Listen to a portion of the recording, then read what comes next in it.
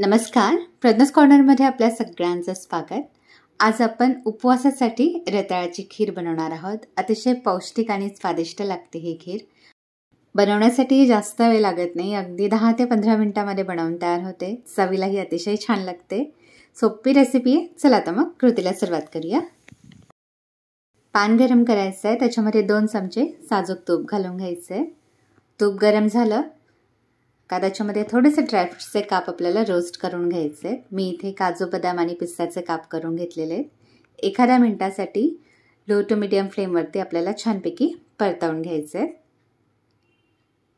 हे बघा, हे छान परतलेत। आता एका प्लेटमध्ये काढून घेऊयात। गॅस एकदम बारीक करायचा आणि एका प्लेटमध्ये काढून घ्यायचे। आता याच्यामध्ये मी 1 कप किसलेलं रताळा घातलेलं आहे। बघा, रताळा स्वच्छ धुवायचे, त्याची साल काढून घ्यायची आणि किसून घ्यायचे। रताळा किसल्यानंतर 2 पाण्याने धुवून घ्यायचे आणि त्यातलं पाणी पिळून काढायचे। त्याच्यानंतर हे आपल्याला तुपावरती एखादा मिनिट असंच परतवून घ्यायचे। हे बघा, इथे मी मिनिटभर रताळा छानपैकी परतवून घेतलेलं आहे। आता याच्यावरती झाकण ठेवायचे। 3 ते 4 मिनिटं आपण हे वाफेवरती शिजवून घेणार आहोत।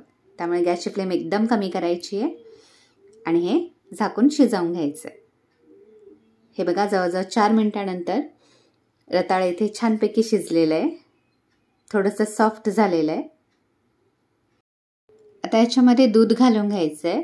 आपल्याला खीर कितपत पातळ किंवा घट्ट हवी आहे त्यानुसार याच्यामध्ये दूध घालायचं आहे। मी इथे जवळजवळ 1.25 कप दूध घातलेलं आहे। मिक्स करून घ्यायचं आहे। आता एखाद्या मिनिटासाठी आपण हे छानपैकी शिजवून घेणार आहोत। हे बघा, गॅसची फ्लेम मीडियमच ठेवायची आहे आणि मिनिटभर याला छानपैकी उकळी येऊ द्यायची आहे। आता याच्यामध्ये साखर घालून घ्यायची आहे। मी इथे 2 मोठे चमचे साखर घातलेली आहे। जास्त साखर लागत नाही या खिरीसाठी। रताळा ऑलरेडी गोड असतं, त्यामुळे 2 चमचे साखर पुरेशी होते। हे बघा, आता याच्यामध्ये आपण जे ड्रायफ्रुट्स रोस्ट करून ठेवले होते ते घालून घ्यायचे आणि पाव चमचा वेलची पूड घालायची आहे। वेलची पूड घालणं ऑप्शनल आहे, नाही घातली तरी चालेल, पण घातली तर टेस्ट अजून छान लागते। त्यामुळे मी इथे पाव चमचा वेलची पूड घातलेली आहे।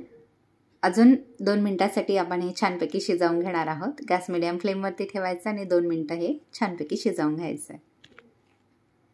हे बघा, इथे आपली रताळ्याची खीर तयार झालेली आहे। खिरीला छान घट्टपणा आलेला आहे। थंड झाल्यानंतर खीर अजूनही घट्ट होते। आता गॅस बंद करायचा आहे आणि खीर सर्व करून घ्यायची। अतिशय छान लागते ही खीर, बनवायला जास्त वेळ लागत नाही। नवरात्रीचे उपवास चालू होतात तर त्यामध्ये ही खीर नक्की बनवून पहा, आपल्याला नक्की आवडेल। हे बघा, छान घट्ट झाली आहे थोडी थंड झाल्यानंतर। आता सर्व करून घ्यायची आहे। याचप्रमाणे उपवासाच्या अजूनही रताळ्याच्या रेसिपीज मी चॅनलवरती अपलोड केलेल्या आहेत। त्याची लिंक खाली डिस्क्रिप्शन बॉक्समध्ये देते, तेथे आपण चेक करू शकता। हे बघा, खीर इथे सर्व करून घेतली। वरनं थोडेसे पिस्त्याचे काप घालून गार्निश करायचे।